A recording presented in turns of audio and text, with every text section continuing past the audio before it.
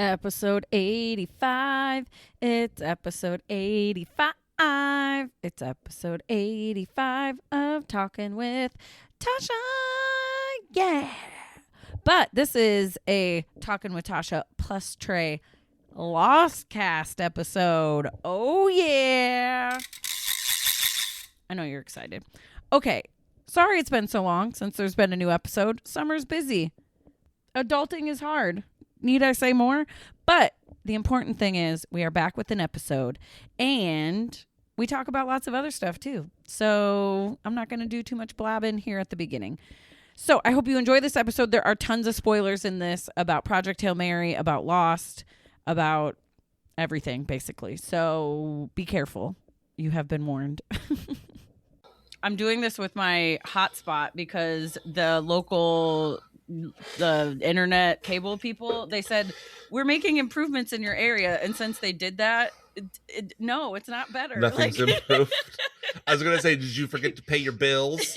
No. Like, even sometimes when I'm streaming, it'll just stop and like watching Netflix or something, it'll just stop and like load. And I'm like, what is happening? Like, I don't know. I need to call and yell. I don't remember the last time I actually watched something on Netflix. Oh, really? I watch a lot on Netflix. A lot of HBO. I mean, HBO's got some... I have everything. I mean, I don't pay for everything. Same. But I do. Well, because I use your Paramount, I think. You use Paramount, yes. Don't say that. Paramount's going to come yell at me before their merger. Well, yeah, because I was using another friend's Paramount, and then I said something about I couldn't watch a certain show or they didn't have the level that you did, and you were like, here, take mine.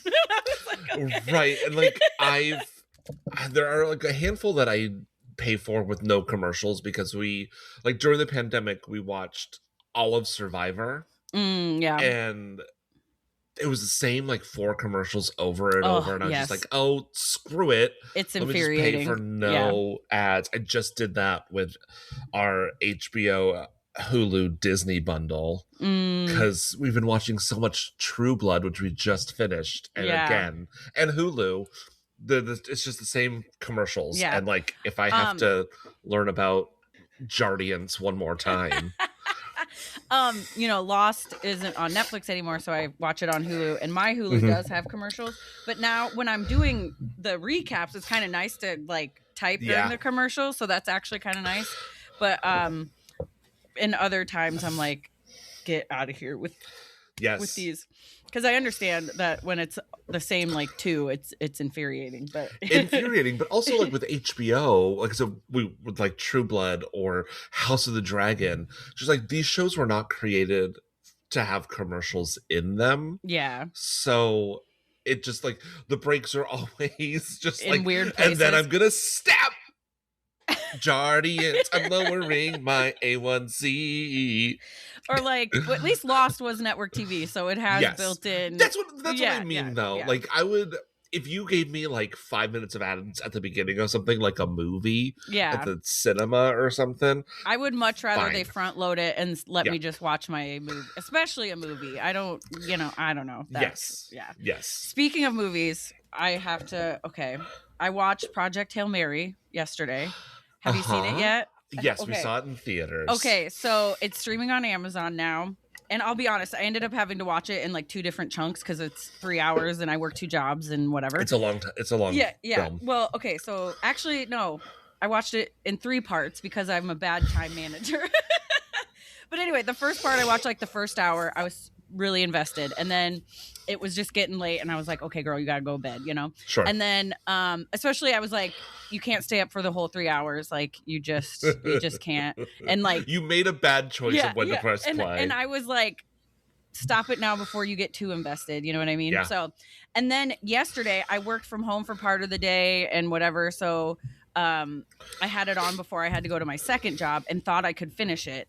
And then at the worst possible time, I had to leave for my second job. There were 20 minutes left. And I was like...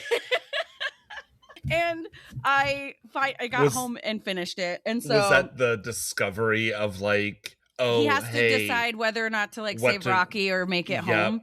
And so spoiler alert, because this movie has been out for a while. It's just now on streaming. The book has been out for a while. So I'm going to just talk about it because, okay, as someone that did not read the book, but saw previews for the movie. I assumed it was just going to be another like space save the world thing, whatever. Which part of it is. Yes. But the attachment I have to this alien rock spider thing, I was, oh my gosh. Like when he risks his own life to like save Ryan Gosling and like get him in the thing and like Natasha. And then when they finally do, they're going to go back to their respective planets to save it, blah, blah, blah. And they're like saying goodbye. And he's like, don't have word for that. And he's like, see you later. And he's like, but I won't. And then I was like, I know. It's so like bawling. In the book, I cried in that part of the book too. Because it's like, Grace gets to go home. And like, you're not expecting Grace to get to go home. Yeah. And even when Rocky says like, I'll give you my fuel, I was like, he's not gonna I know. Oh, I was like, a mess. I was not prepared for the emotional roller coaster of a rock.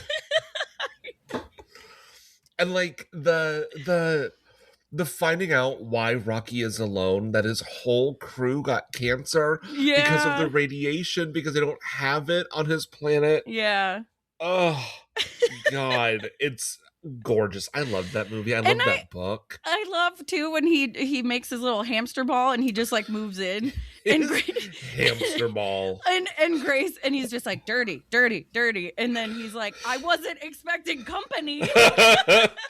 And like, damn Ryan Gosling for being the most so cute, charming human that has ever existed. He seems nice in real life too, and it's really annoying, but you know, I need like something mean about Ryan Gosling.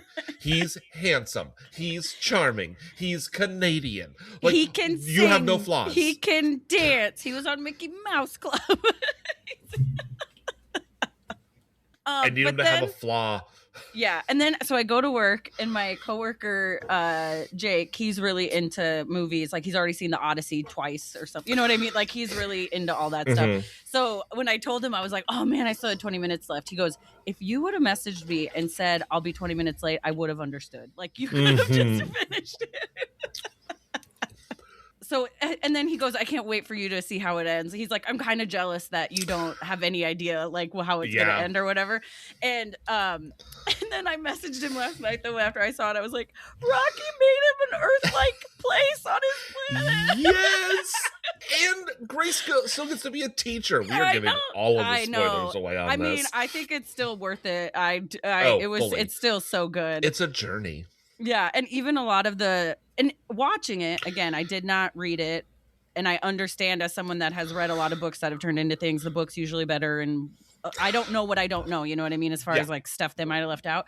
But even Jake was saying, because he read the book, he was like, some of the science stuff they spend a little more time on in the book, but even watching it, I was like, how do you write this? How do you write about this spaceship careening and him this and that, and you know, I was like, I don't even know how you would write it. Some of the science I did kind of like cross my eyes and glaze over with part of it. 'Cause I'm like, all right, this is a lot of science. But the whole section about the astrophage eaters, I don't remember what they call those guys. Yeah. That whole discovery of, oh no, we bred them to survive a certain like atmosphere temperature or whatever it is.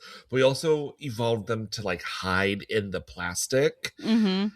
Oh, that whole section is so much longer and so much more in depth, and so it just hits you harder when you find that Rocky is in danger, and ergo his planet. Read it. Get thee to the library. Get thee to the library.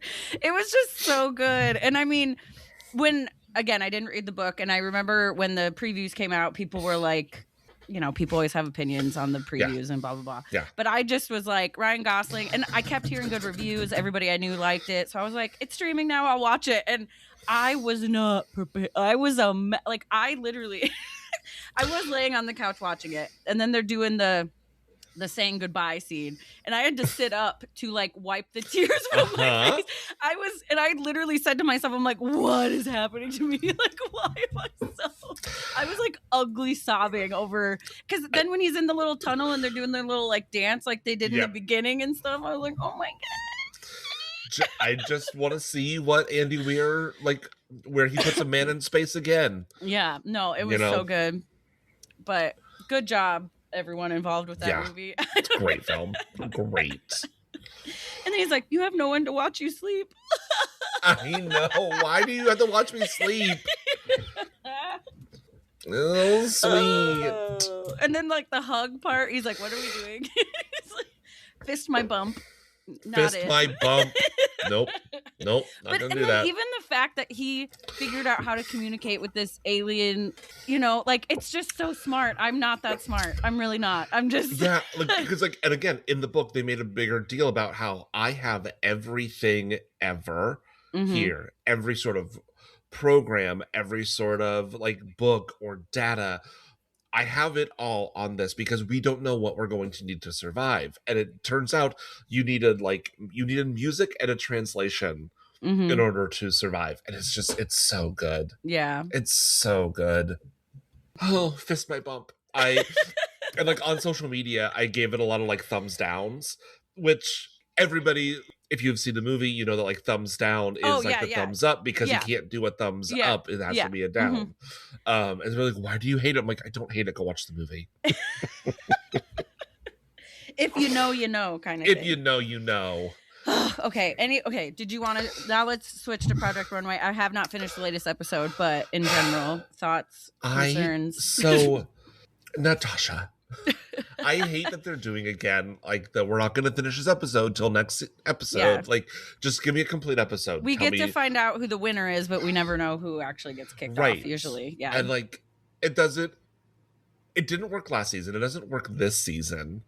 Stop it, dear Freeform and Magical Elves or whoever makes this one. Stop it.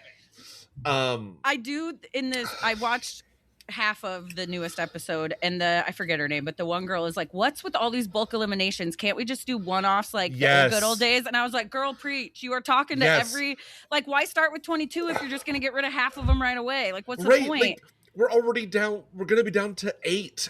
No, we're going to be down to 10 after this episode. Yeah. And it's like, is it the Hunger Games? Is Christian like Caesar Flickerman? Is Heidi Effie Trinket? What is happening? Just let us have a whole episode. Give us 22 episodes. Give us 20 episodes. I would watch 20 episodes. I like getting to know the designers better. I like also give them more than a day. Like, they give, like, I don't like that they're all one-day challenges. It's all one-day challenges. And it's like, give them a little more time. They're clearly doing it for the drama. Yeah. Because like how far did you get into this episode? They're still in the workroom in their teams, and have you seen the drama people between? Are crying. Yes. Okay, so you have seen the drama between Bobby and Andre. Yes. Yeah. It's just clear to me that the producers are doing all one-day challenges in order to have the drama like this. Which is like, we don't watch it for the drama. That's why we have Housewives now. Right. We watched it for the drama in the early aughts and the teens because that's what our reality TV shows were, right? But I feel like this and like Top Chef have evolved into like the mastery of this art. Show me how to cook. Show me how to sew. Yeah. Alas, we've got whatever this bullshit is. But I also think in some ways, having the longer seasons and getting to know the designers better and seeing more of them even at home or whatever, that was more drama. Yes. You know, show me more of that. Because you get to care about these people. Yeah. I want to care. And again, this is like, not to like tie it back to Lost, but that's why we're here. But like, I will forever defend Lost because I cared about the characters. I want to care about these designers. Currently, the only designer that I care about is Joseph McRae because he was on last season. And so we kind of know him, yeah. And so we kind of know him. And he has taste this season. It's weird. It is a little weird. I also really like B. I mean, I know he's just kind of funny and dramatic, but he does make some good one-liners and he makes good stuff. He makes good stuff. Yeah. Like, after the second, like during the second episode, when they had already 6 designers were going to be safe, which and so was we're going to lose half the designers, and all the designers that were safe should have been eliminated. Oh, for sure. They had the ugliest outfits. Who was it that had the thing where she couldn't even move her arms? She was wearing like a tube top, but it was over her arms too. Do you remember? I don't know. Was it Brian? I hate Brian. Brian has the biggest ego of anybody. The biggest ego and just the puffiest bullshit. Yeah. Like, sure, you are a big guy. As a fellow big guy, I understand that you want to like cover up your body. You don't need to cover up everybody's body with all of this puffy bullshit, Brian. Yeah, and that's calling his as much as they talk about Joseph McCrae being one note or whatever. I'm like, he does all the same cloud comforter bullshit. Brian just makes me want to sleep because everything just looks so comfortable and sleepy. Yeah. But I don't know, whoever made that thing, and they didn't really give them any comments or feedback. They were just like, you're all safe, get out of here. But I wanted to hear, what are you doing? Like, this woman can't do anything with her arms. Like, what? But I think it's true. A lot of the designers that did leave, like Bao and Octavian even, and some of these other people. Octavius, I wanted to see more of his stuff. It was like they would have stayed if those other people weren't all immune. That was too many people to give immunity to, I think. But, yeah, it was again for the drama of it. Yeah. Had they, I don't even know that those 6 had the best designs from like the previous week anyways, but whatever. Yeah. I mean, I will say, like, Danny was eliminated, and I think that was absolutely the right choice. Danny was eliminated at the beginning of this episode. She was the flight attendant girl. Yep. Her clothes were, I mean, they're eccentric. There's a demo for that, but like not me. No. There were like 4 pirate looks on the last episode. Everybody was going to the Moulin Rouge dressed as a pirate. Like, oh gosh. I can't wait for the actual unconventional materials challenge, because there's that one girl that's like all she does, so I want to see her. And it used to be in previous seasons they do a couple group ones. There's always a little drama with that, I get that, but even I don't know, I mean, I'm still gonna watch it, I'm still into it. I don't love Tyra, as I don't Law's annoying to me, Tyra's annoying to me. Where's Nina Garcia is our queen, that's all we really need. Spoiler, she's not here this episode either. We do get 1 2-step Sierra, which is fine. I like Sierra. Yeah. But where's Nina? Give me Nina. I mean, she's running a magazine, I guess. But she's running a magazine, and she's running out the door of this entire show. She's done with it, I think. And I just loved when, because Heidi wasn't the host for a couple seasons. Yeah, it was Klaus. Klaus.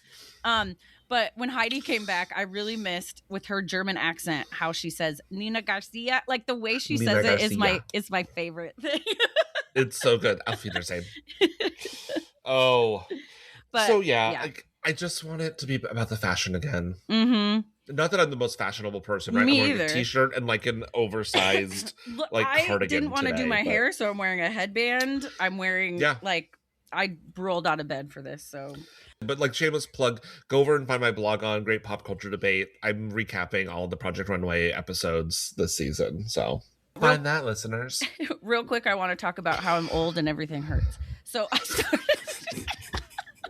I started going to physical therapy for my shoulder and arm. Great. And at the first appointment, when I was just getting it kind of like diagnosed, and they took an x-ray to make sure it wasn't a tumor or arthritis or like something worse, which I never even thought it might be a tumor or something. And I was like, oh, geez. But anyway, they were like, well, it looks like, at your age. I was like, no. I was like, the audacity, sir. Excuse me. Yeah, which I do think he's about my age, so I tried not to. I mean, it wasn't like a fresh 23-year-old saying it, but I was still like, And I do get that, like, my arm, I'm right-handed. I use my right arm for everything. I've bowled since 3rd grade. It started really hurting when we started sand volleyball this summer. That didn't help. Sure. And I do think working part-time at a brewery, you don't realize stacking chairs, a lot of that like repetitive much, pulling and stuff. Yeah. Moving kegs, like, I don't know. It's just a lot more. Somebody's to get on that elliptical machine to just work these parts of her. And then so I go yesterday to my physical therapy appointment, and he goes, any other stuff you want to talk about? And I knew he meant with my arm, like any new development. And I was like, well, I know I'm here for my arm, but Thursday night at Zumba, I was there for 10 minutes. I came down on my right leg, my right hip I could have swore I broke a muscle or something. Like, it hurts so bad. So, and I was like, okay, maybe I just need to walk it off a little bit. No, I had to leave. I could not continue. And so the physical therapist, and I can walk on it, but the first couple steps really hurt. Like, I still had to work last night. I got through it. It's fine. But so he did some stuff with my hip and gave me some things to do with that. And he goes, that one's on the house, because I'm there for my arm, right? But I was like, right. And then for this Natasha. appointment, he had me do, it's like kind of like a bike motion, but just for your arms, like a little thing like this. And he goes, so we'll warm up your arms a little bit before we go into the new like exercises I want you to do this next week. And I was like, these exercises don't hurt as much. And he goes, that's because we warmed up. And and then he said again, and he's again like probably a little younger than me, but like in his 30s, and he was like me. Yeah, and he was like, and again, he said, at our age, warming up really is pretty important. Like, you need to warm up. At our age. I know. My birthday is next week, Tasha. I don't want to hear about our age. And then I said, back in the day when I had a different sort of schedule, a lot of times I'd go early before my gym classes and just walk. And he's like, you should probably do that again. Like, you need to. I go, but we do a warm-up song. He's like, that's not like, you need more no. than that. At our age. And I'm like, ugh, like just the way he makes sense. And then I leave there. We're not doing very strenuous things like arm exercises, but I leave there like sweating. When I got off the table, I felt like I left a sweaty mark. And this very attractive physical therapist, I'm like, he's going to think I'm gross. Like, but then again, I'm sure he sees way worse than me. This physical therapist who has never seen a body sweat before. But I think he also makes me nervous because he's so cute. I need doctors to just they can't be super ugly, because I'm like, I don't want to be there. But they can't be so handsome that I'm distracted. Right. And then, can you just be like a normal cute, please? And I know I'm there because my arm hurts and I can't do certain movements, but I want to like win at physical. Like, I want him to be impressed by me still. I want him to like think I'm good at it or something. I want to win physical therapy. You win by not having to come back. But he gave me this band I got to come home with an exercise band. But anyway, so he's giving you gifts. He's giving you rings, Natasha. So I have to sit like this and then like hold my arms out for 5 seconds and then bring them back in and stuff. And as I'm doing it there, we're chatting and I'm kind of like not holding it, and I'm not really paying attention because I'm just talking. And he's like, hold, like he's really still watching, and I'm like, I'm not getting away with it. Oh my God. And I was like, I said, this one kind of hurts, but I don't think it's because of my shoulder. I think it's just because I'm weak and like holding this is hard. And he just laughed at me. Like, I don't know. We get along okay, I guess, but I guess he has to kind of get along with everybody. I don't know. I hope so, because he's cute, and he kept saying at our age. The next time he says at our age, just like go and buy like a sweater set from Father of the Bride, But I have to sit there.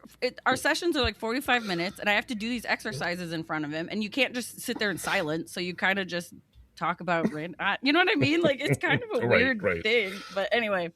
At least you're good at talking. Right? I'm like, I'll just keep going. But anyway, hopefully I will feel better someday. But my whole your age, who knows? I know. My whole right side hates me at the moment, but it's fine. Should we, I don't know, do you have anything else to say? Should we maybe talk about Lost now? Yeah, let's talk about Lost. Let's see what kind of...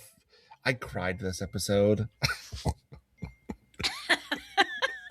I did not cry this episode, but I cried. It shocked me. But I cried all the tears at Project Hail Mary, so I couldn't do both. You couldn't cry. No, because it was like a Jin-centered episode, and watching Sun and Jin live their life, and because I know how it ends. Mm-hmm. Yeah, I hear and they're two of my favorite characters. I think my body just went, remember, and just started crying. Okay, so I believe this is me, and that's what we're gonna go with because Trey was like, I can't. And I was like, okay. Natasha, like, if there was anything, I'd be talking about how exhausted I am after the World Cup and the drama from the World Cup, like the job. Somebody got fired. At your job? Not at my job. Like, somebody that like came in to like do the thing got fired because he was a dick to everybody on like the team that I worked for, and we work for the building. We are the client. If we say you cannot be here, girl, you gotta go. He got fired. I kind of forgot the World Cup. Yeah, it was in Jersey or where the Giants play, right? Like Met State. Yes, like it was they that, couldn't use yeah. the sponsor names or whatever, but that's where it was. Prudential Center. Yeah. Oh, that's what it was. Okay. I think so. Yeah. Real quick, speaking of the World Cup, it was the first year they did the like halftime show for the World. I thought it was cute. I thought it was fun. I'm just a sucker for like fun, colorful dancing. Like, I don't know. Madonna lip syncing. Oh, Madonna's whole thing was primarily like that whole thing in the parking garage was not. That was done a week ago. That bitch is like 75 years old. She's not. I actually don't know how old she is. But I think she's in her 70s or pushing 70. Probably. Now that she's not still fabulous, but also. Yeah. Also, she was there during daylight hours, and she doesn't like to do things at times she doesn't want to. But I thought it was overall, like, I don't know. I thought it was kind of cute. Anyway, moving on. Yeah, it was kind of cute. All right. Let me get ready. Want to say, like, we start while you get ready. So Nick started off this episode, like, we pressed play, and he just went, do we find anything out this season? So I pressed pause. And I'm like, what do you want to know? Like, do we find out? So I wrote them down. How or why did the plane go down? Which we know we find out. I don't remember if it's this season. I don't remember. Why is no one finding them? We find out, but not this season. Who is the French woman? I don't know that we ever actually like learn about. We do know who Rousseau is. That she crash landed on a science expedition 16 years ago. Yeah. Who is Ethan? Well, I'll tell you later. What's with the dinosaur? The thing that keeps like murdering people. What's with the dinosaur? What's with the polar bear? Is this a portal to hell? And then he said, at the top of season 2, don't we find the others or more survivors or something? And I just shrugged. I'm not going to tell him things. And isn't the raft attacked by a sea monster or something? And some of these questions I don't remember either. Some I do and some I don't. Yeah. So, yeah. And then he's like, I moved to New York City in 2004, so I had other things going on besides watching what happened on this show. I mean, I get it. I didn't really get into it till the second or third season, I think. And then I went to Blockbuster and rented the DVDs to watch. I think I got them from Netflix when they still did DVDs. Yeah, I maybe did a little of both because I don't know, whatever. So, Lost, season 1, episode 17, in translation. That's, I mean, what obviously it's going to be about Sun and Jin, title. But also Lost in Translation is such a good title. Yeah. And we open on an eyeball again. I never realized how many episodes open on an eyeball until like we watch them closer together and like yeah. Okay, so we open on an eyeball again. This time it's Jin's eyeball, and he's on the beach just watching the waves and flashback right away. Like we are going back. He's in a suit. He's asking Sun's dad if he can I marry Sun? Blah blah blah. Says he wants to open a restaurant. Says he has ambitions. He tells Sun's father that his own father is dead, so his family has no opinion on this marriage. And then Sun's dad asks, what would you do for Sun? And he says, like, anything. And so he goes, even work for me? And it's kind of a trick question because Jin says yes. And then he asks, well, why would I allow my daughter to marry a man that gives up on his dream so easily? And Jin says, because Sun is his dream and he'll do whatever, and then they shake hands. Cute. Yeah. And then they shake hands. And apparently that was the right answer because they can get married. Yep. And it was at this point that Nick went, I bet Jin's dad is alive. Like he was half joking about it. And then we're back on the island and he sees Sun in her bathing suit. How dare she wear a two-piece on an deserted island where I'm sure it's hot and humid and perfect beach weather. But anyway. But he sees Sun in her bathing suit on the beach and he freaks out and he goes to cover her up. And the rest of the Losties are just kind of watching on.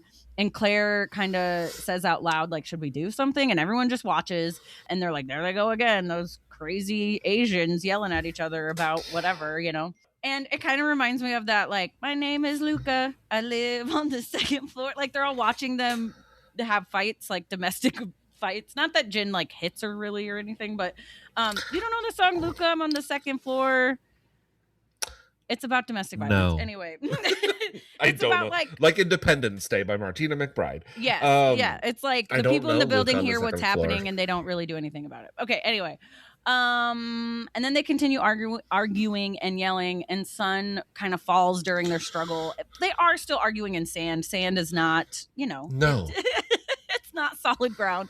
Michael doesn't like what he's seeing, so he intervenes. And remember, Michael and Sun have a thing, like he knows she speaks English and he saw her naked and by accident. But still, like, so Michael kind of is looking out for her. And then for some reason, we find out later, but like Sun slaps Michael and Michael's like, bitch, I was trying to help you. I mean, I get why. I just kept yelling at Michael during this situation because it's just like, bro, she hasn't told her husband that she speaks English. She has told you why she hasn't told him why she speaks English. And like, you're intervening in something that isn't your business. You are trying to blow up her spot. I get why she slaps him. I'm on Team Sun on that one. And we find out later, because there's some parallels there with something Jin does later, where it's like, I was actually protecting you by hitting you, kind of thing. Like, it could have gotten worse, sort of thing. But anyway. Yep. So, and then Lost. Okay. So, I thought I was going to burp. Okay, we're back in the caves. Now we're back in the caves, and Sun is putting her pants on over her bathing suit and stuff. And Jin is just staring at his watch and asks what is going on between Michael and Sun. And she says, that's ridiculous. And I will say, this episode, having to read the subtitles and try to take notes, and like, because a lot of times I could kind of type while I'm still listening, but since I don't know Korean, I have to like pay attention a lot more. They're just two sad Americans, so in one language. Yep.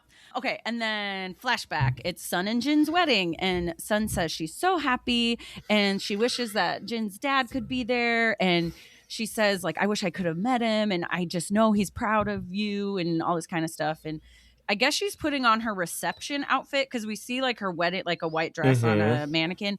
And I got to be honest, maybe this is cultural, but that reception dress is not cute. But again, if this is a cultural Korean thing, that's the thing you wear. I don't know. It's just not my vibe. All I'm saying.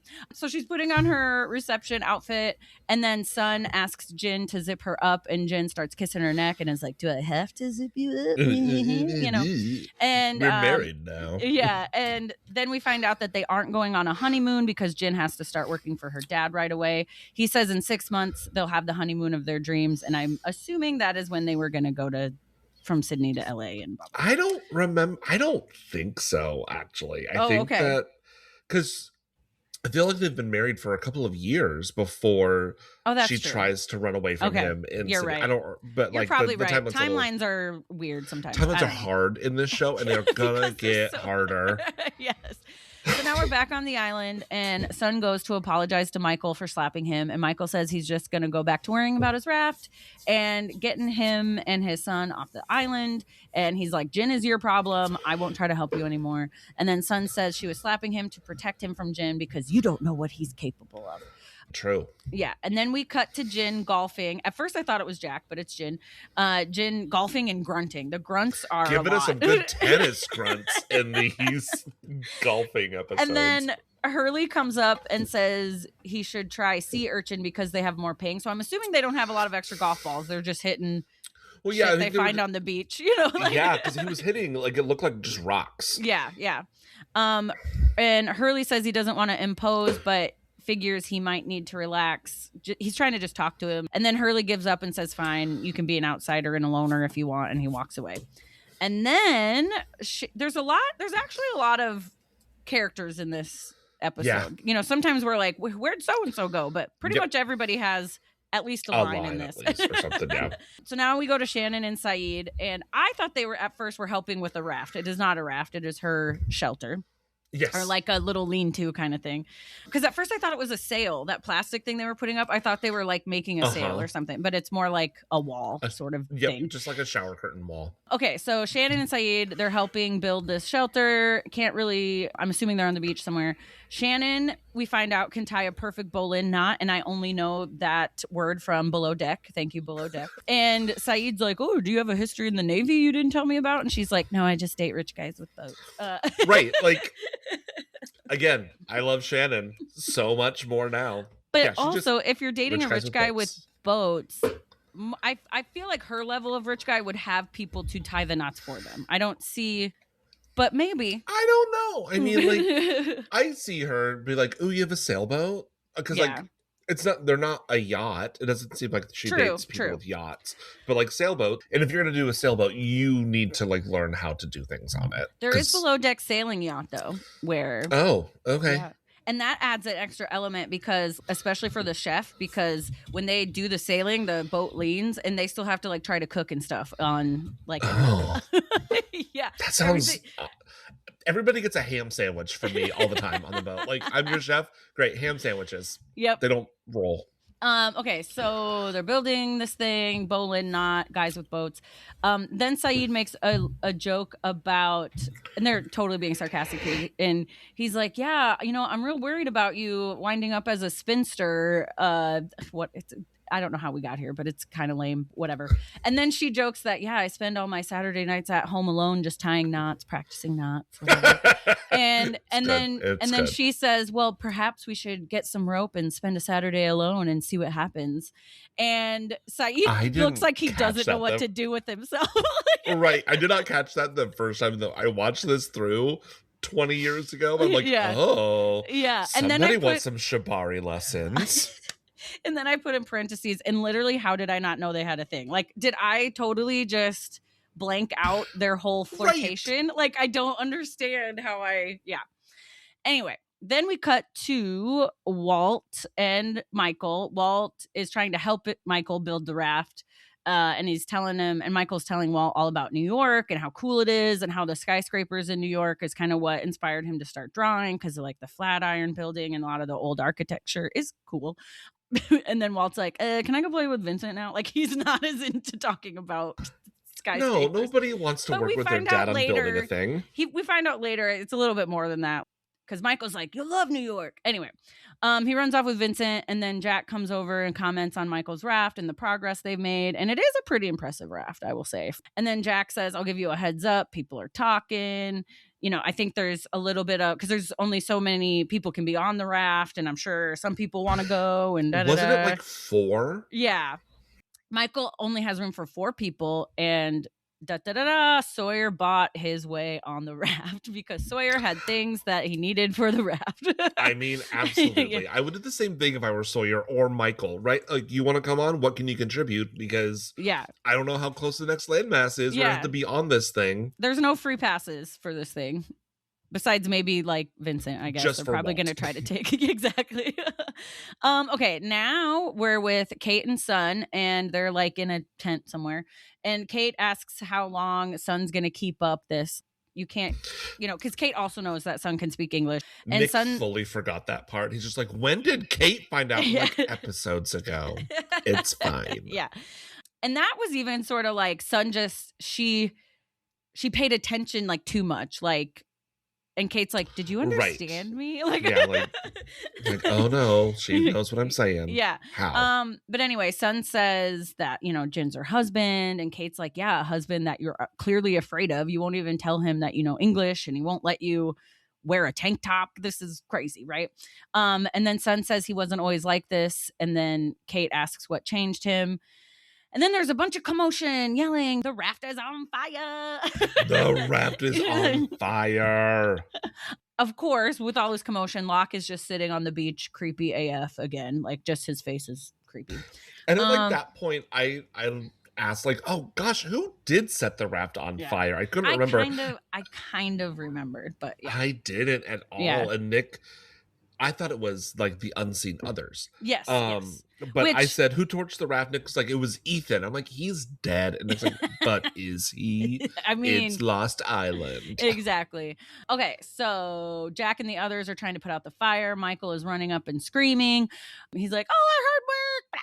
And then Michael sees Sun kind of afar and starts yelling, where is he? Where is Jin? Because since they had this fight earlier, he thinks Jin did this as a retaliation or something. And then Sun just looks scared. And then this is where it was hard to even take notes because like everybody's yelling and fight. Blah, blah, blah, blah. It's chaos. Yeah. And then Jack's like, she can't understand you. Stop yelling at her. Because Michael's like in Sun's face, like, tell me, blah, blah, blah. Because he know, you know. But even if you don't understand English, you understand like he's mad at me, or like yes, mad. you have that part. And Jack's like, she can't understand you. Stop yelling at her. And Kate's like, she was with me. It wasn't her. Blah, blah, blah. And then even Walt kind of tries to put out the fire. And then Michael drags him back because, you know, obviously fire's dangerous and stuff. Fire and then, bad. Yeah. And then Michael drags him back and is like, it's over. It's not. We're not going to save it. And Michael yells again that he's going to kill Jin for doing this. And then Jack's like, you don't know that he did it. And Sawyer's like, you got to be kidding me. We all saw him fight earlier. And Charlie's like, we saw it, blah, blah, blah. You know, like everybody basically thinks it's Jin except Sun and probably like maybe Kate. And Jack is like, doesn't mean he did this just because they're having a fight. And then Michael's like, then who did? There's lots of questions. Yes. Now Sun has found Jin and he is hurt. A burn, perhaps? Gosh, what's wrong with your hands? Yeah. And then Sun is like, even she for a moment is like, how could you? He was trying to help everybody. And then Jin's like, Micah. And he storms away because he just really thinks something's going on between Michael and Sun. But we flashback and Jin is being promoted to her dad's special assistant. Because at first he was supposed to just be like the manager of some parts company or something.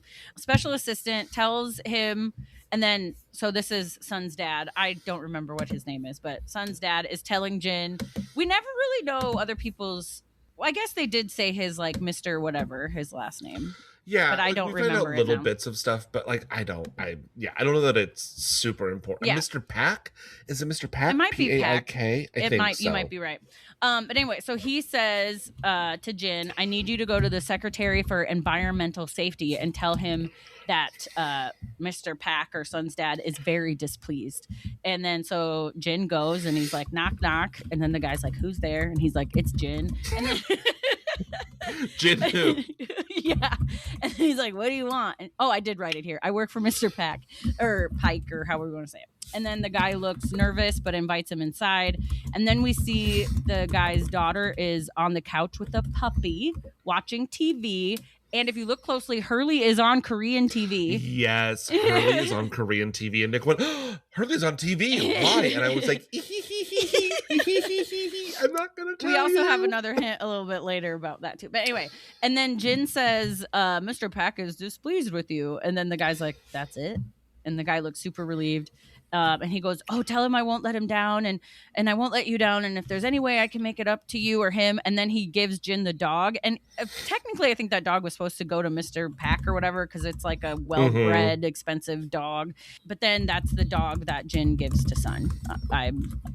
I think that's what we're supposed to gather from that.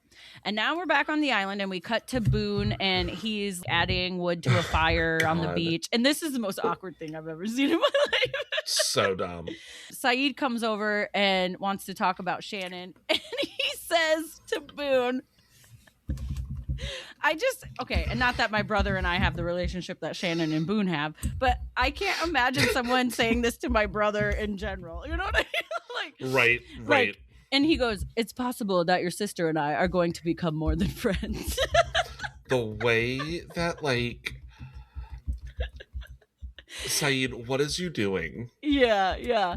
And I just wrote awkward. And then in parentheses again, I was like, do I just not remember the storyline like at all? Because later when, spoiler alert, Shannon dies. Saeed is like so upset and they're like, we know you had a relationship. And I'm like, we did? Like, how did I forget this entire storyline? I think it was a combination of everybody hated Shannon. And so we just didn't pay attention to her. And a little bit of like racism. Like we're just like, he's an Iraqi soldier. Like we're not going to pay attention to him either. But I always thought he was hot. Like Naveen Andrews is handsome as hell. He always has been. Yeah, but then Boone is like, and Boone goes, is this some sort of like Middle Eastern culture thing that you need family's blessing or something? Like, why are you telling me this? And Saeed is like, I'm just hoping you won't object. This was just a courtesy. And Boone goes, let me tell you about my sister. And then I put, he did not actually say this, but then I put, I love her and we've done it once. And that's when Nick was like, wait, can you remind me how they're actually siblings? Like, do they share a parent? I'm like, they're step. No, yeah. It's like her dad, his mom, nothing else. Yeah. But Boone says she likes older. J.J. Abrams isn't going to do incest. Like true close, incest. Like, you know, still icky, but okay. Yep. Boone says she likes older men that can take care of her, and on this island, you fit that bill. Until she gets what she needs, she'll move on. So don't take it personally when she dumps your ass or whatever. But there's not a lot to pick from on that beach either. So if you just need a little, if you need Scott or Steve, whichever one's still alive. Yeah, if you need your itch scratched or your, if you need someone to bump your fist, this is fist my bump. But anyway, so now we're back to Jin, and he slept out in the jungle somewhere because it looks like he's waking up or whatever. And he finds a stream, and he's kind of like washing himself up. And then Sawyer comes from behind and says, "You messed up my ride, Chief," and kicks him in the face. And then commercial and new nickname. We got a Chief. For Jin. But yeah, and that really comes out of nowhere. That kick is like boom, and then okay, and then we cut to Shannon, and she's messing with the plastic tarp thing, and Saeed comes over to help and says that she is a very capable person and could build it on her own, and says that she should maybe find someone else to help her with her shelter. And then she immediately is like, "Did you talk to Boone?" Right, because like also, Saeed, you seem way smarter and way more capable and sure of yourself than to let this stupid conversation with Boone shake you. What are we doing? So she's like, "Oh, did you talk to Boone?" And then she storms off. And she's actually wearing kind of a cute halter. Almost a going out top, but not like sparkly. Just a cute Almost a going out top. She storms off, and then she comes upon Locke, who's gutting like some sort of animal in the jungle. And she's like, "Ew, gross." And he says, "Well, it looks like dinner to me." And then she asks Locke where Boone is, and he says, "I don't know." And she says, "Well," but then she says something like, "Well, aren't you two always together? He's always out here with you." Blah, blah, blah. And he's like, "I don't know." And she says, "Well, if you see him, tell him that he needs to mind his business and et cetera, et cetera. Don't tell me what to do, blah, blah, blah." And Locke says, she just keeps going, and then Locke interrupts her and goes, "Do I need to write this down?" Because she just like keeps going on this. And I was like, Locke does have some good. He's such a little bitch sometimes. I know. And then so she does just storm off, and she just yells, "Tell him to stay out of my business." And then Locke kind of stops her mid storm away, and he's like, "So do you like him, Saeed?" And she's like, kind of looks at him like, what do you know? You're just a weird, gross old man. Yeah. And he says, "Because if you do like him, what's Boone got to do with it? Like, why do you care what he thinks?" And he says she's a grown woman and she can do what she wants. Don't give Boone the attention that he wants. Like, all you're doing is feeding into his bullshit. And then he says, everybody can start a new life on this island, and it's time that you start yours. And that really is kind of a theme, especially for Locke. Like, it also is a theme kind of for this episode in general. And then we cut to Sawyer, who has Jin all tied up and is kind of making him walk through the jungle like a dog on a leash, but he's like stumbling. And then flashback. Sun surprises Jin with a feast, a special meal at home. And then his cell phone rings, and then he says, "No work tonight." But then the landline rings, and they just like look at each other, and Sun just knows that like, oh, okay. This is also a point, and maybe it's because it's like definitely a cultural thing, and that we're both like, my husband and I are men, but it's just like, we said no, stop. Like, as Nick, we're working for my dad, right? Just like, cool, I'm gonna call my dad and be like, "Can you just leave us alone for 2 hours? Yeah, please."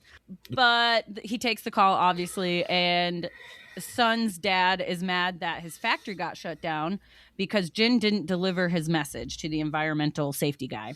And he says, "You're going to take this other guy here with you, and he's going to show you how I want you to deliver messages." The other guy is putting gloves on and says, "Keep the car running." He's like getting his gun ready. Yep. And he's like, when I come back, don't drive too fast. We don't want to draw attention. But when they stop at the house, Jin gets out of the car. And even I'm like, you were supposed to wait in the car. Right. But Jin gets out of the car and he storms inside, like doesn't knock. There's no knock knock. This is Jin this time. He just runs inside and starts yelling. And the wife and daughter and the safety guy are all eating dinner, but he grabs the guy, and there's like a fountain in his house. Like, sure. They got money. And And so Jin just starts beating the crap out of him, like punching him in the face in front of his wife and family. And then he just says, like, the factory opens tomorrow. And then the guy's like, okay. and then kind of quieter, Jin says, I just saved your life. He looks up and sees the little girl is still terrified, obviously. But in a weird way, what is worse, seeing your dad beat up or seeing your dad, like, shot in the face? So, I mean... Right, like... they both suck, but one, at least you still have your dad, you know? So maybe it's because I'm not a super violent person, but what do you mean? Your factory shut down, so you're going to go shoot the guy that did it? You're not going to get it open right again. At you. Yeah. Right. You're not gonna get it open again. Yeah, this is like a bit of storytelling that I'm like, come on, guys, let's do it. That's better. Kind of like when loan sharks are like, why would I kill him? I'll never get my money if I kill him. Right. Like, I'm just gonna break his kneecaps like that. Or like, or is he gonna like shoot the wife or kid? Yeah, or both of them. Like again, I am not going to open the factory if you murder my family. Yeah. But anyway, so. Saved his life. Little girl's upset. Jin walks out. And then he says to the assassin guy on his way out, that is like, I think he got the message this time. And then the assassin guy puts his gun away in his like coat pocket. And he's wearing a white suit. Who goes to kill somebody in a white suit? What about the blood spatter? What about the... Right. Is this a thing for him? Does he only murder in white suits and then he like has like a trophy room of blood splattered jackets? Just like, this was the environmental protection guy, this was my mom, this was like, it just seemed like a weird outfit choice is all I'm saying. yes And then we cut to Jin getting home after this incident, and we've kind of seen this incident from Sun's perspective before. Getting home, he's acting all frantic. Sun is confused. Jin is in the bathroom and he's trying to clean up, and Sun is asking him all kinds of questions and he's not answering anything. And then I notice in this bathroom they have one of those blow dryers on the wall, like like hotels have, where they like chink into the wall. And I go, do rich people in Korea just have those, or did the budget for the show not allow for an actual apartment? They might just have those, who knows. How nice would that be to like just have like a blow dryer that like sticks to the wall? But you know, the ones that like, you know, where they, anyway. Yep. And then Sun keeps asking like, what do you do for my father? What happened? Blah, blah, blah. And then she slaps him and he goes, I do whatever your father tells me. I do it for us. He really is like a changed man in that moment. You kind of see it like in his eyes, how he's such a good actor, this man. Yeah. I forget what's his real name. Why am I forgetting? Daniel Day Kim. That's it. I knew it was a three namer, and we think he is. And then I said, or is he? Because when Sun leaves, he does start crying. Like he is not okay with like what's happening. No. But then I also wrote, but like, does Sun really not know what her father does? Does she just think they're rich because why? I don't, you know. He's obviously a mobster, and all these other things are like money laundering and stuff, right? Like that's what I'm assuming. I think it sounds like he owns like this. Is it a car dealership or is he the? It's something with cars. No, he's a car manufacturer, right? Yeah, I think he has like one of the largest car manufacturing places in Korea, and just is a mobster. I don't know. But anyway, he's a changed man, or is he? Because he is crying and upset, and he did beat up this man to save him. Like he couldn't let this man be shot or someone in his family be hurt. So in a weird way, he did kind of like with Sun slapping Michael. It could have been worse. Like I saved you from something worse. But Sun also saw Jin in this moment and thought he can really hurt people. But I don't think Jin, even though he doesn't get along with Michael, I don't think he would have like killed him. No, because he only like hurt people he hurt people to make sure that he can stay married to his wife because his boss, father-in-law, is a bad person criminal. Yeah. Right? Yeah. So, like, while I would not condone, like, beating up people for your spouse's father, in-laws, I also get where he's coming from. And, like, this episode, these flashbacks really do a lot to attempt to humanize Jin to all of us, but not to the people on the island because they don't know the backstories. It's complicated. Back to the island, Sawyer throws Jin in the sand, and then Michael comes running up towards Jin, and Jack is trying to get Michael to chill because he knows it's gonna be bad. And then everyone's fighting and arguing, and then Jin says something in Korean, and then Michael looks at Sun and says, "What did he say?" And then Jin says it again. And then Michael thinks he's saying something bad about Michael. And then so then he punches Jin, and then Jack tries to break up the fight because of course he does. He's Jack. He's got to be savior complex kind of thing. But also, yes, break up this fight. Like, because like you're probably gonna say this next, but like everybody's like, no, let the fight happen. Yes. They need to fight it out. What are we, 12? Yeah. But anyway, Saeed said this fight is between them, like you were just saying. And then everyone just like gathers around like they're on the playground in 12, like in 7th grade or something. God. And is like just letting them duke it out, I guess. So then Michael punches him again, and it is killing Jack not to get involved. Like this is, and then even like Kate and a couple other people look like, is this really what we want to be doing? Because Jin's not fighting back. Yeah, that's part of it too. Like this isn't really. And is Jin still kind of tied up or not? I can't remember now because Sawyer had him kind of. I think he's freed. I think I think Jack freed him, like freed his arms. Yeah, but yeah, Jin's just not fighting back because he doesn't want to fight. Yes, and then Sun finally screams, "Stop it! Leave him alone!" in English. And then English. Yeah, and he didn't burn, stop it, leave him alone. He didn't burn your raft. Jin is like, what the fuck? Everybody is like, what the fuck? Yeah. Everyone is stunned. Charlie, he's the first one to speak. You speak English? And then Hurley. Was also a beautiful moment. I can't remember if it's after this or after the punching or before the punching, but it's just focused on Jin listening to everybody talking English and like that sound of like what English would sound like to a non-English speaker. Yeah, it's just like truly sounds like gobbledygook. Every other language. Yeah, you're already scared. You've been lost on this island. You can't understand anybody else. The only person you can talk to is your wife. These people are punching you. You don't know why.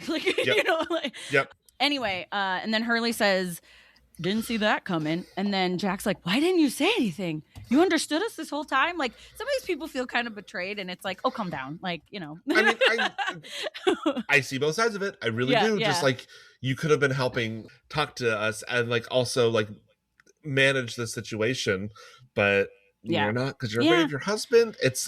Yeah, but I also think wonderful. In translation, communication, if Jin and Sun communicated better, she wouldn't be afraid of him. No.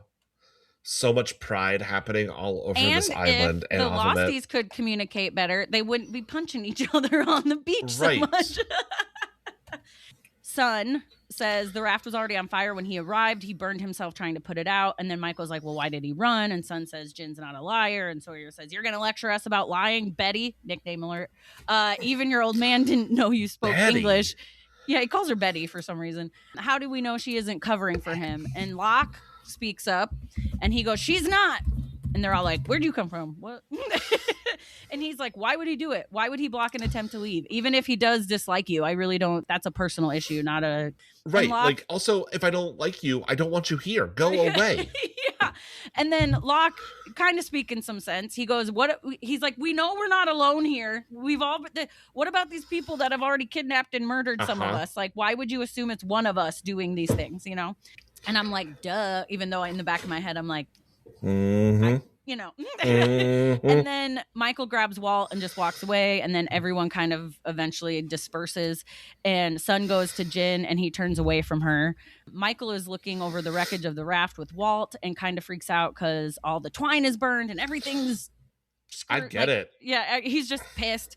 And then he sees that Walt's looking at him kind of like, ooh, and he goes, I'm sorry. We all have setbacks. It's just life. We got to start over. Everyone gets a new life on this island. And then Michael says, we'll just build another one. And Walt says, can I help? And he's like, yeah, we'll do this together.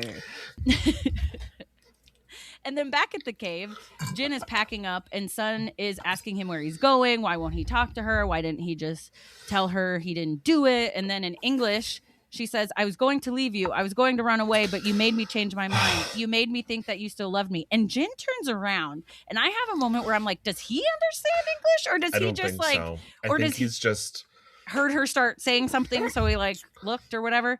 Because the only way that she can tell her truth is by saying it in English so he doesn't hear it, thereby protecting both of their prides. But what you need to do is just communicate with each other. Gosh, it's just...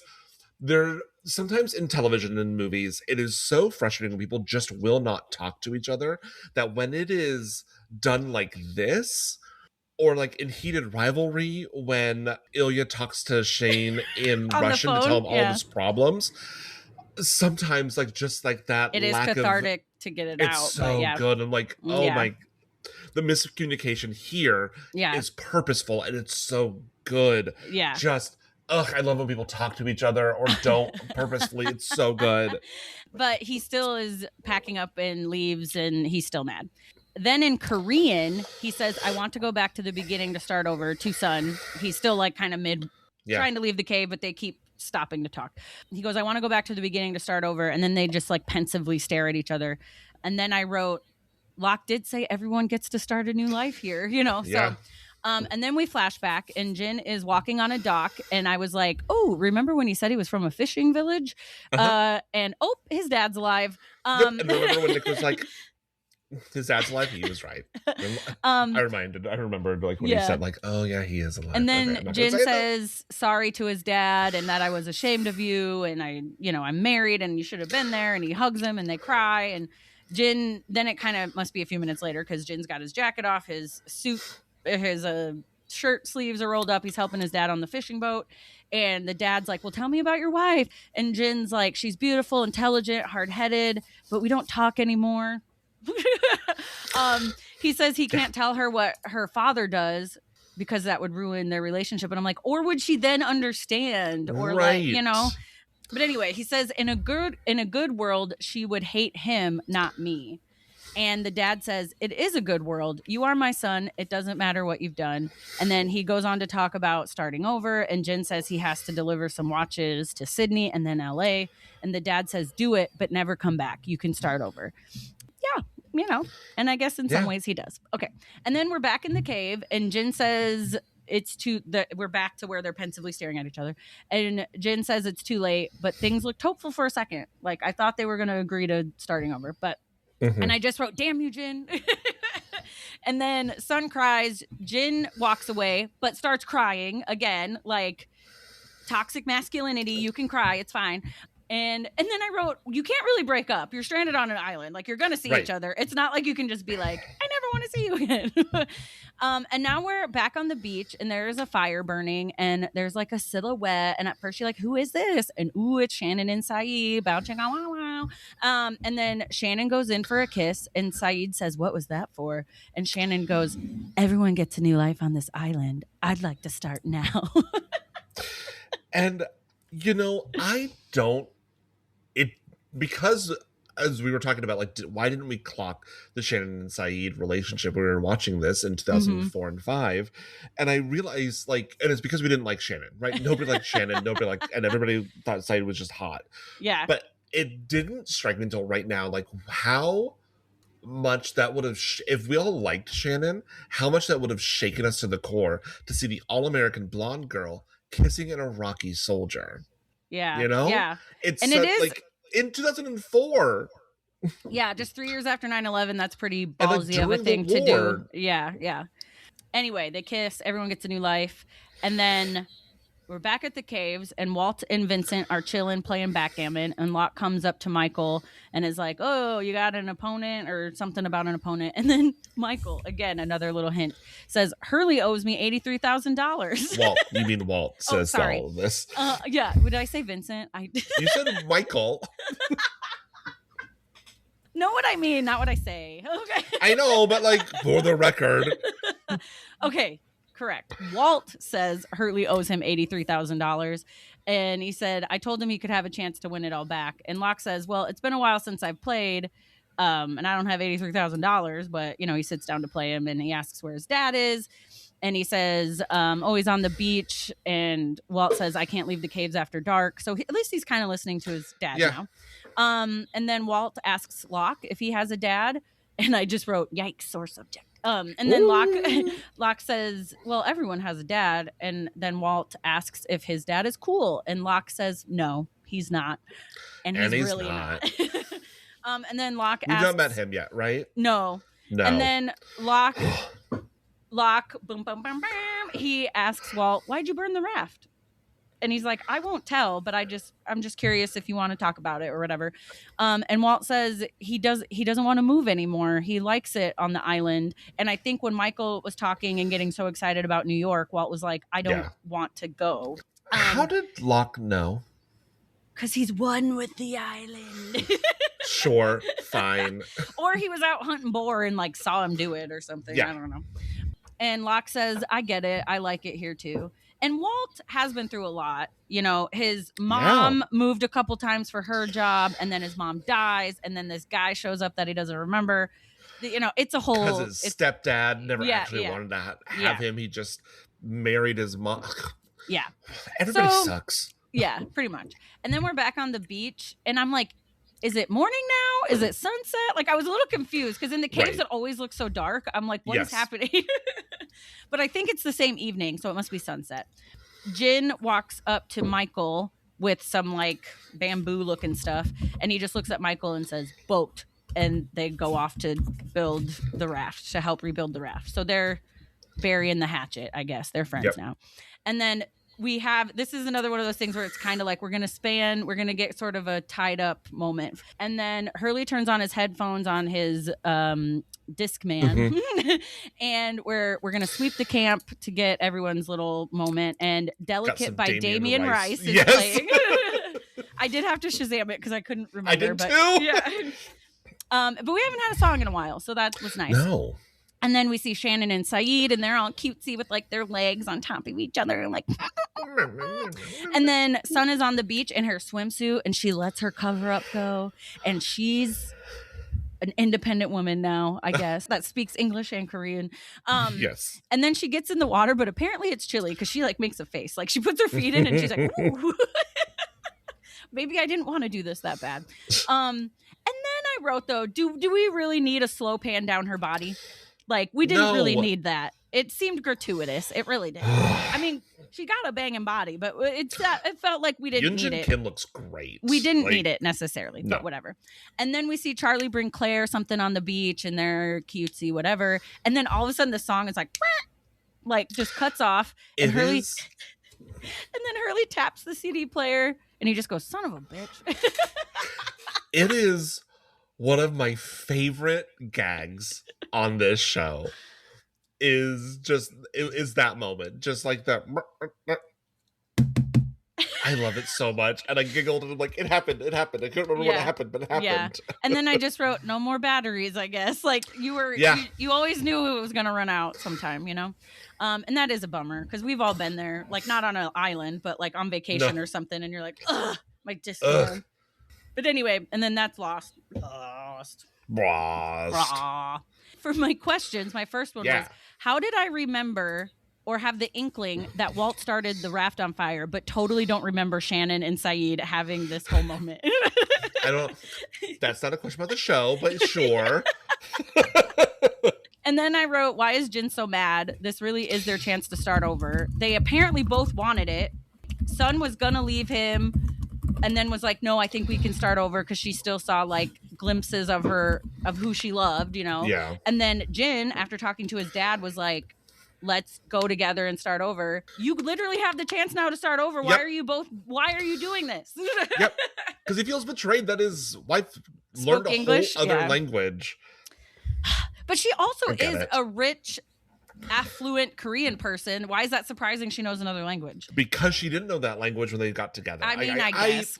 I see why. Like, you didn't tell me you learned a whole other language. Yeah. Like one of the most important languages on this planet to like get things done. And then I wrote... all languages are important. Yes. And then I wrote, why was Jin's dad so nice to him after he was like, I told everyone you were dead? I feel like there would be... Because he's the best person in the world, apparently. And then I wrote, does Sun really not know what her dad does? And I said, I know we have Vincent on the island, but like, where is their dog? What happened to their dog? They must have just left it. I don't think that they brought it because it was going to be a quick trip to Sydney and then LA. But they both knew it wasn't going to be because Sun was going to leave in or you know what I mean? Like once they landed in LA, she was going to take off or whatever. And then Jin thought, I'm going to get Sun to go on this trip with me and we'll just never go back to Korea. So, but like, I get why both of them, they had to leave their dog. True. In order to complete their stories. Yeah. Jin wasn't ever he was going to they get to LA, he's like, we're gonna stay here because I hate your father. Even though And I don't she know was just- English. Even though I don't know English, and neither do you. Maybe he thought they could learn it together, you know? Yeah. But yeah, what were your questions and Nick's questions? And none of his really got answered from the beginning. Yeah. 1 second. It was just like, who torched the raft? Yeah. It's Walt. Yep. How did Locke know it was Walt? I don't know. And Nick was like, why is Hurley on TV? I'm like, I know the answer, but I can't tell you.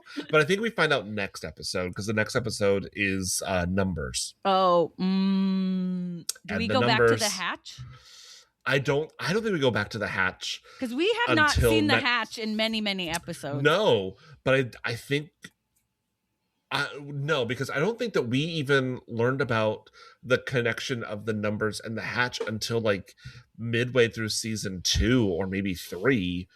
Yeah. And that's all I'm gonna say about that, because we've already given one giant spoiler this episode about Shannon. I can't help myself. I'm sorry. It's my podcast. I'll do what I want. It's true. I'm just a guest.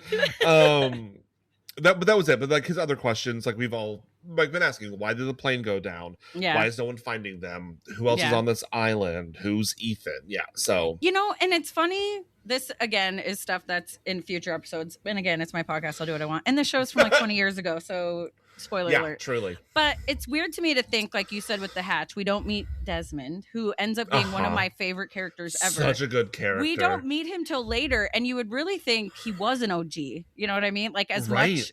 Yeah, I don't know. It's just kind of. Yeah, there was. Did I tell you when we were talking about this show with somebody, and they mentioned how much they loved Charlie and how sad it was, and I went, but stop. Like, why? I'm like, Nick's never seen this, and it's such an important moment. We can't say anything else. He's Nick's got to like, go into it. Say what? What now? I'm like, just kind of stop like paying attention, even though you remember everything. Kind of like with my coworker yesterday being jealous that I got to see Project Hail Mary for the first time. Yeah, I'm kind of jealous that Nick gets to experience that for the first time. What I'm not excited for. No, because those types of moments are when I'm on the couch bawling like I was. Yes. Like I was yesterday. Yeah, that whole The Constant is such a good episode. But then even thinking of Sun and Jin, how they like. Yeah, that's what look, as I was like crying during Sun and Jin conversations, like why am I crying? And Nick's like, why are you crying? Because I know how this ends, and I love these two characters so much. They do give Jin a very redeeming arc. Like he's got such a good arc. Yeah. And not that he was. I really don't think he was ever a bad guy. He was just put in a bad position with this dad. We were fed him being a bad guy for these first 16 episodes until now, and then we like saw like he chose to do bad things because he loves his wife, and his father-in-law told him to do these bad things. And it was funny, speaking of some of these people we don't meet till season 2, or things don't get answered till like season 3 or whatever. Someone yesterday asked me like, how's the podcast going? And I was like, I haven't even put out a new episode in like a month. And I was like, it's the summer break. It's the summer break. Yeah. And I was like, we're just busy. And then I said something about, I was like, oh yeah. And then I do kind of like this podcast within a podcast where we recap Lost. And I go, yeah, I think we've been doing it for like 2 years now, but we're still on season 1. So. Yeah. Nick was like, because after we finished True Blood, Nick's like, we're like, what are we doing next? And we're going to watch Twilight, because I've never seen them. But it's like, we got Lost to watch. I'm like, babe, we can't go forward because we're watching it. Yeah. So all that to say, like, you know what, somebody pick us up and do this. You know what you should go back and watch? Because ER. I am tempted to go back and watch ER all the time. I've done that a couple times. I've done it once, and I get tempted to do it all the time, but it sucks me in so bad, and it's all I do for like 6 months. But like I stop at also like ER's like 1,000 seasons. So I was like, ugh. It's a commitment. It's a commitment. Because like even with True Blood, which was 10 episodes and 7 seasons, that's a commitment. We watched Buffy, and Buffy is 7 seasons of 24 episodes each, and that's a commitment. So like, what is it, 15 seasons of ER when really all I want to watch the first 8 anyways? Do I like some of the later parts? Yes. But like after Dr. Green dies, I don't need any more of it. Well, and I gotta say, as someone that did go back and binge it all and hadn't watched the last few seasons because started college, wasn't home to finish it. This was before DVR and stuff, whatever. Yes. I still enjoyed the last season. Like, they did a good job of keeping just enough people from, even though they weren't OGs, like Abby had been there a long time, so you still care about her, even though they bring new people in. But there's like they did a good job of like, we still care about someone here enough. You know what I mean? Like with the death of Dr. Green, it really, I don't think this is going out on a limb. I think for most elder millennials, that is a turning point in our lives. Dr. Green dying on ER, like yeah. Like, it's a watershed moment. It's one of those, like, where were you when this happened? For me anyway, it is. I know it was in the spring because it's always like it was like a season finale, I think. And the next day in band, we were practicing graduation songs because the band always plays at graduation. Sure. And one of them was Over the Rainbow. And like our whole row of clarinets was like, Mr. Eggerling, we can't do this today. This song was on ER last night. Like, and he just looked at us like, what? And we were like, it's too soon. I'm sorry. We can't do it. But honestly, like, I still remember that this many years later, that like the next day at school, we were talking about it, that song, we couldn't play it. And and again, like with the finale of Lost, I was working the night that it was on. So I had to like go buy the episode on iTunes. And I'm just like in my room in the house that I was living in Iowa, and just like weeping through the fun. Like one of my rooms, like, are you? I'm like, no, go away. I've got to finish Lost. And I remember I was in Sioux Falls and I was still working the front desk at the radio station, and a few of us there watched it. And I remember somebody there saying, even before it aired, they were like, I've already told myself I'm going to be okay with whatever they do because I've invested so much in the show that I'm going to just be okay with it. And I was kind of along with that. Like, I just rode the wave. I didn't, whatever. And I I just cried like the whole time. Sobbed. But I think some of the crying was just that it's over. Like, what am I going to do on Wednesday nights now? Was it Wednesday? I think it was Wednesdays. I felt that way about certain shows in general where you're like, it's over. I love this show, and like I really am enjoying like going back and rewatching it like in a kind of a deeper dive like this. It's a lot of fun. And I mean, technically it was out when we were adults, but like, were we? We were in college. No. We're millennials. So much of our lives have been stolen from us. We're never adults. I was going to say, am I adult now? Not really. You know how many times a week I say, like, why are you asking me for this? I'm just a 40-year-old teenager. I don't know what you're talking about. Like, you think I'm responsible for things? That's crazy. No. I'm responsible for my cats. I'm responsible for these plants, and that's all I got. These plants here. Your plants look great, by the way. I had to move my plant stand a little bit. It's okay. Full disclosure, this plant stand I think is just from Temu or something. Put it together myself, and the other day I was like, is it leaning? I'm so afraid it's gonna like topple it. Oh no. I know, and like seeing your plant stand there, I'm like, I need to get some plants over here. I don't know where I would put them because like there's more light over here than I it shouldn't. Tasha, go to Wayfair and get a good one. It shouldn't move that much, Nope. Go to Wayfair, get a good plant stand. This is doing okay for now, but yeah. All right. Anyway, I think, are we done? Is that it? I don't know. I think so. So I think all that's left to say is get lost. Where's my mouse? Okay, there it is. I don't know. Oh my gosh, we're ridiculous. Okay, I hope you enjoyed that episode of Talking with Tasha plus Trey Lostcast. In translation, you guys, we're getting towards the end of the first season. We're going to do it. So much is going to happen in these next few episodes. I'm so excited. Also, how has Trey never heard Suzanne Vega Luca? Weird. But anyway, thank you for listening. And also in the show notes, I linked to Trey's blogs, his recaps from Project Runway, and a bunch of the other stuff he does. So go check that out. And thank you so much for listening. You can listen to Talking with Tasha on Apple, Spotify, Amazon, Pandora, and at talkingwithtasha.com. If you liked what you heard here, make sure you rate, review, subscribe, comment, listen, share, tell all your friends. If you want to tell us how awesome we are, you can email me at talkingwithtashapod@gmail.com.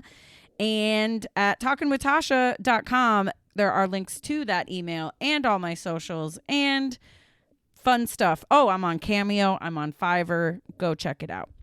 I think there's only one thing left to do. Be safe, make good choices, wash your hands, just try to be a good person, stay hydrated, and peace out, Brussels sprout. Bye.